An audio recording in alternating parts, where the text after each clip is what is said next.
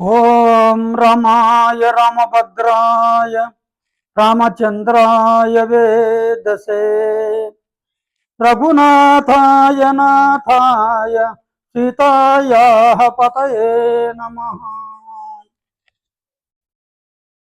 శ్రీమద్ రామాయణము వాల్మీకి విరచితము.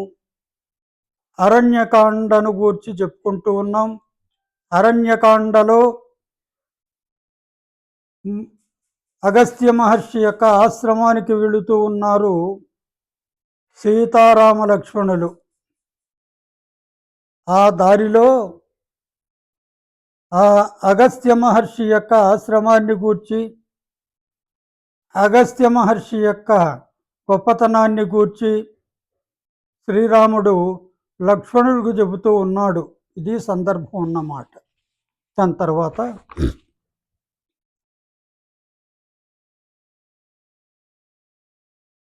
యదా ప్రభృతి చాక్రాంత దిగియం పుణ్యకర్మణా తదా ప్రభృతి నిర్వైరా ప్రశాంతా రజనీచరా. ఇక్కడ దక్షిణ దిక్కులో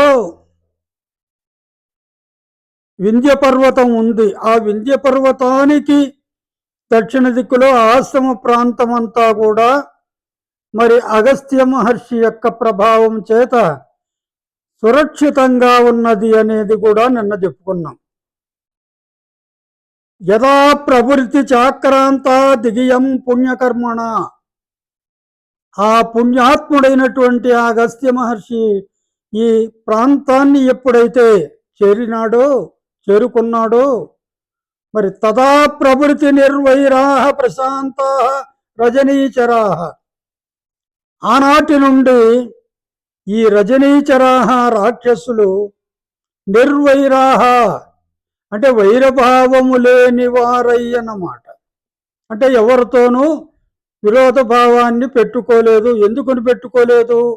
ఈ అగస్త్య మహర్షి యొక్క ప్రభావం అలాంటిది అన్నమాట. అందుకని చెప్పాడు తస్య ప్రభావాత్ అని కూడా ముందే. అందువల్ల ప్రశాంతాహ రజనీచరాహ అన్నమాట. వాళ్ళు ఈ వైపుకు కన్నెత్తి కూడా చూడలేదు. ప్రశాంతంగా వాళ్ళ పనేదో వాళ్ళు చేసుకొని పోతున్నారు. ఎందుకు? వాళ్ళ ఆటలు సాగవు కాబట్టి అని మనం అర్థం చేసుకోవాలి. నామ్నాచేయం భగవతో దక్షిణాదిక్ ప్రదక్షిణ ప్రతితా త్రిషు లోకేషు దుర్దర్శ క్రూర కర్మభిః. నామ్నాచేయం భగవతో దక్షిణాదిక్, ఈ దక్షిణ దిక్కు ఆ మహర్షి యొక్క ప్రభావం చేత మరి ఈ దక్షిణ ప్రాంతం అంతా కూడా మరి దుర్దర్శ క్రూర కర్మభిః, మరి క్రూరాత్ములైనటువంటి వాళ్లకు దుర్దర్శ అజేయముగా, అంటే వాళ్లకు ఈ ప్రాంతాన్ని ఆ రాక్షసులకు ఏమాత్రం ప్రవేశించడం కానీ జయించడం కానీ సాధ్యం లేకుండా కూడా ఉండింది అంటున్నాడు. ఈ విధంగా ముల్లోకములలో ప్రసిద్ధిగాంచిందన్నమాట. అగస్త్య మహర్షి యొక్క ప్రభావం చేత రాక్షసులు ఏమీ చేయలేక తోకముడిచారు అనే ప్రసిద్ధి లోకమంతా తెలిసింది అని చెప్పాడన్నమాట. మార్గం నిరోద్ధుం నిరతో భాస్కరస్యాచలోత్తమః నిదేశం పాలయన్ యస్య వింధ్యశైలో నవర్ధతే. వింధ్య పర్వతానికి దక్షిణ దిక్కులో అగస్త్యాశ్రమం ఉన్నది కదా. మరి వింధ్య పర్వతం మామూలుగా పర్వతాలు పెరుగుతూ ఉంటాయి, ఎత్తుగా ఉంటాయన్నమాట.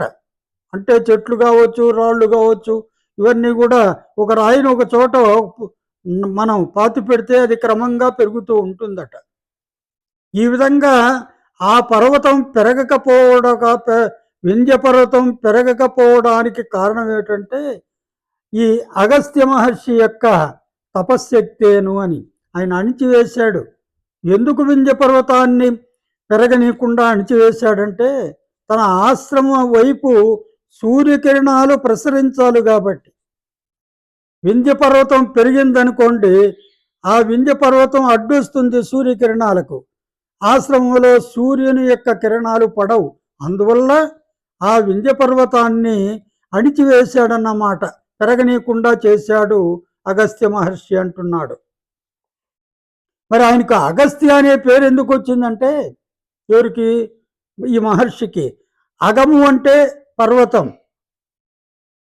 దాని తర్వాత అస్థ్య అంటున్నాడు, స్తంభింపజేసిన వాడు అని, పెరగనీయకుండా స్తంభింపజేసిన వాడు. కాబట్టి ఆ మహర్షికి అగస్త్యుడు అనే పేరు వచ్చింది అని మనం అర్థం చేసుకోవాలి.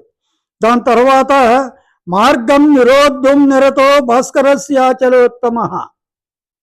అచలోత్తమ ఆ వింధ్య పర్వతము భాస్కరస్య మార్గం నిరోద్ధం నిరత అంటే భాస్కరు సూర్యుని యొక్క మార్గాన్ని మరి నిరోద్ధం అడ్డుకునే ప్రయత్నం చేస్తూ ఉంటే దాన్ని వద్ద నిదేశం పాలయన్యస్య, మరి అగస్త్య మహర్షి యొక్క ఆదేశాన్ని పాలిస్తూ వింధ్యశైలో నవర్ధతే, వింధ్య పర్వతము పైకి పెరుగుటలేదు. అయం దీర్ఘాయుషస్తస్య లోకే విసృత కర్మణ అగస్త్యాశ్రమ శ్రీమాన్ వినీత జనసేవితః. అయం దీర్ఘాయుషస్తస్య లోకే విసృత కర్మణ,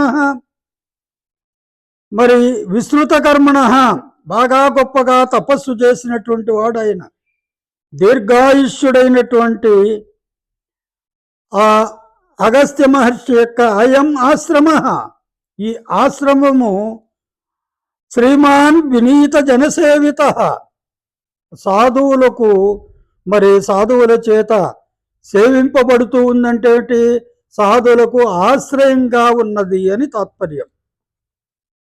ఏష లోకార్చిత సాధు హితే నిత్యరత సతాం అస్మాన్ అభిగతానేష శ్రేయసా యోజయిష్యతి. ఏష లోకార్చిత సాధు, ఈ సర్వలోకాలంతా కూడా అర్చిత పూజనీయుడైనటువంటి ఆ అగస్త్య మహర్షి హితే నిత్యరతసతాం, సజ్జనుల యొక్క హితమునందు ఆసక్తి కలిగిన వాడు, ఎప్పుడు కూడా సాధువులకు మేలు చెయ్యాలి అని ఆసక్తి కలిగినటువంటి అతడు అస్మాన్ అభిగతానేష శ్రేయస యోజయిష్యతి. మనం అతని దగ్గరికి పోయి ఆ మహర్షిని మనం దర్శించుకుంటే మనకు మంచి జరుగుతుంది, ఆయన మనకు మంచిని చేకూర్చి పెడతాడు. శ్రేయస యోజయిష్యతి, ఆ మంచితో మనల్ని అందరినీ కూడా మరి మనకు ఆ మంచిని కలుగు చేస్తాడు అని చెబుతున్నాడన్నమాట శ్రీరామచంద్రుడు లక్ష్మణుడికి. ఆరాధయిష్యామ్యత్రాహం అగస్త్యం తం మహామునిం. అత్ర ఈ ఆశ్రమంలో తం మహామునిం, ఆ మహామునిని ఆరాధయిష్యామి అహం, నేను ఆరాధిస్తాను, పూజిస్తాను. శేషంచ వనవాసస్య సౌమ్య వత్స్యామ్యహం ప్రభో. మరి ఇక్కడేమిటంటే శేషంచ వనవాసస్య, ఈ అరణ్యకాలంలో ఇప్పటికి 10 సంవత్సరాలు పూర్తయింది, మిగిలినటువంటి ఈ శేష వనవాసము మరి మనకు ప్రశాంతంగా జరుగుతుంది అని చెప్పాడన్నమాట లక్ష్మణునితో. అత్ర దేవాః సగంధర్వాః సిద్ధాశ్చ పరమర్షయ అగస్త్యం నియతాహారం సతతం పర్యుపాసతే. మరి ఇక్కడ ఆ అగస్త్య మహర్షిని సేవిస్తూ ఆరాధిస్తూ ఉండేవాళ్ళు చాలామంది ఉన్నారు. ఎవరెవరు వాళ్ళు? దేవాహ సగంధర్వాహ అంటే గంధర్వులతో కూడుకున్నటువంటి దేవతలు, సిద్ధాశ్చ సిద్ధులు, పరమర్షయ చాలా గొప్ప మహర్షులు కూడా ఉన్నారు. మరి అగస్త్యం నీతాహారం, నీతాహారం అంటే ఆహార నియమాదులను పాటించేటటువంటి అగస్త్య మహర్షిని సతతం పర్యుపాసతే, నిరంతరము సేవిస్తూ ఉంటారు వీళ్ళంతా కూడాను. నాత్ర జీవేన్మృషావాది క్రూరో వా ఇది వాసటః. ఏమంటున్నా అంటే నాత్ర జీవేన్ వృషావాది, అసత్యాలు మాట్లాడేవాడు ఇక్కడెవడు జీవించడు. క్రూరోవా, క్రూరాత్ముడు కూడా ఇక్కడ జీవించి ఉండడు. ఇది వా శట, దుర్మార్గుడు ఉంటాడు చూడండి, అలాంటి వాళ్ళకు కూడా ఇక్కడ ఈ ఆశ్రమంలో చోటు లేదు. నృశంస కామవృత్తోవా, అంటే నీచుడికి, కామవృత్తునికి, అంటే కోరికలతో మరి కూడేటటువంటి కామభావన కలిగిన వాళ్లకు మరి ఇక్కడ చోటు ఉండదు. ఈ ముని కూడా లాంటి వాడు కాదు. వా మునిరేష తథావిధ అంటున్నాడు. వాళ్ళకు చోటు లేదు, ఈయన కూడా ఆ విధంగానే నడుచుకుంటాడు. అత్ర దేవాశ్చ యక్షాశ్చ నాగాశ్చ పతగై సహా. అత్ర దేవాశ్చ యక్షాశ్చ, ఇక్కడ దేవతలు, యక్షులు, నాగాశ్చ మరి నాగులు, పతగై సహా, పతకములు అంటే పక్షులు అన్నమాట. ఆ పక్షులు అంటే గరుడు మొదలుగా గల పక్షులు. వసంతి నీతాహారా, అవి కూడా నియమబద్ధమైనటువంటి అంటే ఆహార నియమాలతో ఇక్కడ నివసిస్తుంటారు. ధర్మమారాధ ఇష్ణవ, అంటే ధర్మమారాధ ఇష్ట, ధర్మాన్ని ఆరాధిస్తూ ఉంటారు అని కూడా చెప్పాడన్నమాట. అత్ర సిద్ధా మహాత్మానో విమానై సూర్య సన్నిభై త్యక్తదేవాః నవైర్దేహై స్వర్యాతాః పరమర్షయః. అత్ర సిద్ధాః మహాత్మానః, మరి మహాత్ములైనటువంటి సిద్ధులు సూర్య సన్నిభై విమానై, విమానై సూర్య సన్నిభై, సూర్య సన్నిభై విమానై అంటే ఏంటంటే మామూలుగా సూర్య తేజస్సుతో వెలుగొందేటటువంటి విమానాలలో త్యక్తదేవాః నవైర్దేహై, అంటే స్థూల శరీరాలను వదిలిపెట్టి, నవైర్దేహై అంటే సూక్ష్మదేహాలతో స్వర్యాతాః పరమర్షయః, విమానాల ద్వారా స్వర్గలోకానికి చేరుకుంటూ ఉంటారు. ఎవరు? మహాత్ములైనటువంటి సిద్ధులు. ఇక్కడ ఆ సూర్య తేజస్సుతో సమానమైనటువంటి విమానాలను అధిరోహించి తమ యొక్క స్థూల శరీరాలను వదిలిపెట్టి సూక్ష్మ శరీరాలతో మరి వాళ్ళు మరి స్వర్గానికి చేరుతూ ఉంటారు అన్నాడు. యక్షత్వం అమరత్వం చ రాజ్యాని వివిధాని చ అత్ర దేవాః ప్రయచ్చంతి భూతైః ఆరాధితాః శుభైః. భూతైః అంటే ఇక్కడ సత్కర్మలను చేస్తూ మరి ఆరాధించేటటువంటి వారికి, ప్రాణులకి ఏం చేస్తారు? యక్షత్వం అమరత్వం చ రాజ్యాని వివిధాని చ, యక్షత్వాన్ని ఇస్తారు, అమరత్వం అంటే మరణం లేకుండా కూడా వరాలు ఇస్తారు. ఈ విధంగా వివిధములైనటువంటి రాజ్యాలను కూడా మరి అత్ర దేవాః ప్రయచ్చంతి, ఇక్కడ దేవతలు మరి వాళ్ళకి అందరికీ ఇస్తూ ఉంటారు.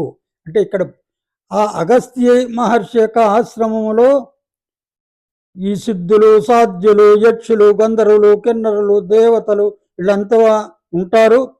ఇక్కడి నుంచి మరి దివ్యమైనటువంటి తేజస్సు కలిగినటువంటి విమానాలలో సూక్ష్మ శరీరాన్ని ధరించి స్థూల శరీరాన్ని విడిచిపెట్టి స్వర్గానికి పోతూ ఉంటారు కొంతమంది. ఇంకా కొంతమంది ఆరాధించే వాళ్ళు ఉంటారు చూడండి, అంటే వాళ్లకు ఇంకా కోరికలు ఏ మాత్రం మిగిలి ఉంటే అలాంటి వాళ్లకు వివిధాని రాజ్యాన్ని పలు రకాల రాజ్యాలను ఇస్తూ ఉంటారు. ఆగతాస్మ ఆశ్రమ పదం సౌమిత్రే ప్రవిశాగ్రత. ఓ సౌమిత్రే లక్ష్మణ, ఆగతాస్మ ఆశ్రమ పదం, ఆగతాస్మ ఆశ్రమ పదం, ఈ ఆశ్రమానికి చేరాము, ఆశ్రమం ఉండేటటువంటి చోటికి వచ్చాము. సౌమిత్రే ప్రవిశాగ్రత, నువ్వు ముందు నడువు అన్నాడు. నివేదయేహ మాం ప్రాప్తం ఋషయే సీతయా సహా, ఆ మహర్షి అగస్త్య మహర్షి దగ్గరకు వెళ్ళి ఆయనకు నివేదించు, సీతాదేవితో శ్రీరామచంద్రుడు మిమ్మల్ని దర్శించుకోవడానికి వచ్చాడు అనే విషయము ఆ మహర్షికి తెలియజెప్పు అని మరి లక్ష్మణునితో శ్రీరామచంద్రుడు అన్నాడు.